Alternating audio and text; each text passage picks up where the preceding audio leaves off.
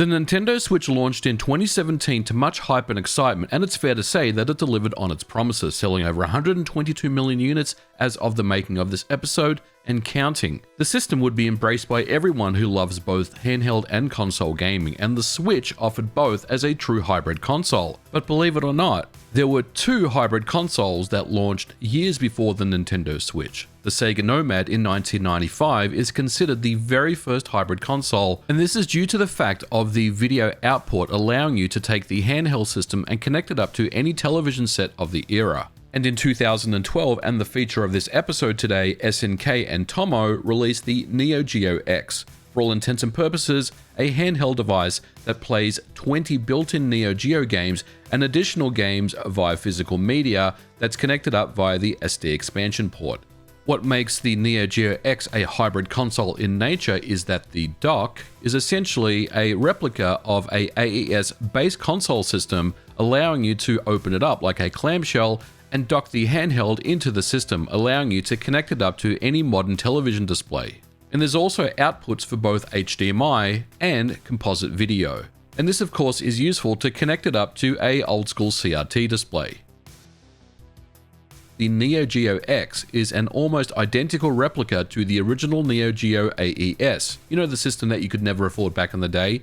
Well, the AES eclipsed every other console at the time in terms of its power and in terms of its price. It was truly the first home system that contained the identical arcade hardware and games as its MVS arcade counterpart, but it did come at a price. The Neo Geo X tries to relive the glory days of the AES, which was a high draw for both collectors and those who wanted to play Neo Geo but were never able to. The Neo Geo X handheld could be purchased standalone in the US for $129.99. However, for $199, you could purchase the Neo Geo X Gold Bundle that SNK and Tomo had produced that came with the dock and controller, and that would effectively replicate the look and feel of the AES home console with the AES base and joystick. This is pretty much what Nintendo Switch offers, but SNK and Tomo had used this concept 5 years before the Nintendo Switch's launch. Now it's fair to say that the execution of this product is nowhere near as successful as the Nintendo Switch, but the concept and idea was perfect. Years before, the Neo Geo was not an affordable piece of hardware for most people.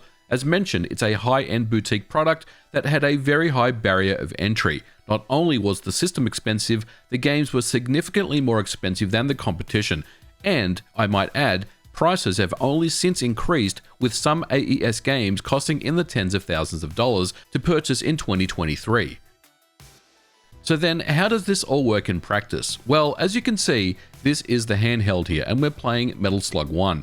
Now, if you open up the dock and insert the Neo Geo X into it, it syncs right up to my television, and I can play with the controller connected to the USB port of the dock. If I undock the system, I can continue to play portably. And again, this is almost the same way as how we game on our Nintendo Switch. The handheld itself is really nice and very well built. It features a 472 by 272 screen display, which incidentally is the same resolution as a PlayStation Portable, and you can toggle between 16 by 9 and 4 by 3 aspect ratios. It also comes with brightness controls, a headphone jack, HDMI out, composite out, built-in speakers with volume control, and an expansion card slot on the right-hand side for physical media.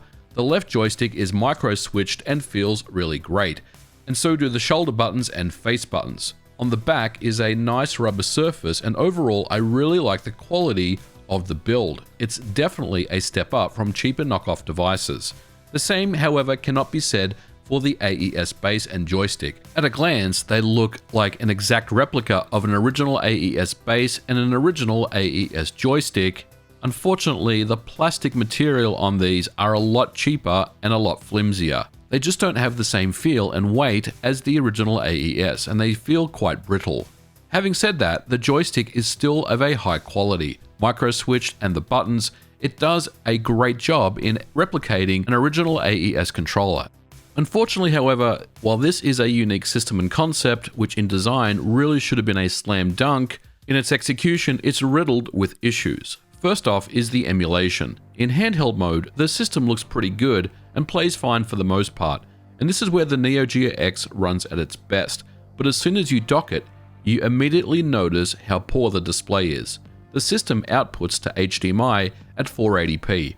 However, you can immediately notice the blurriness of the image, the shimmering during scrolling, and worst of all, the screen tearing, which is quite noticeable in this mode. Of course, 480p is never going to look very crisp. However, with proper integer scaling and point filtering, it would have looked much better than what we have here. But it gets even worse. The emulation is running FB Alpha, and I want to stress that that in of itself is not a problem. FB Alpha has a very accurate Neo Geo emulation core, but unfortunately this is a very poor porting effort. And to make matters worse, FB Alpha has a very strict non-commercial license. What that means is you can't use FB Alpha in a commercial product, which is exactly what this is. What this means is that Tomo almost certainly just stole the FB Alpha source without notifying the original development team. This is not a good look. The likely reason for the use of FB Alpha are the hardware specs of the Neo Geo X itself. MAME was probably not an option, as it was probably too demanding for the hardware, as it's powered by a low-cost, low-powered MIPS SoC running at 1 GHz with 128 MB of DDR2 RAM and a 440 MHz graphics chip. Now, SNK and Tomo were aware of these issues and offered up a firmware update to address these problems and fix the emulation issues. This was bundled with the Megapack Volume 1, which featured 15 additional games on physical media and the firmware update itself. This update is better, but overall, things are still not great. The issue here is that the emulation could have been so much better. For example, the screen tearing is still very much present even after the update.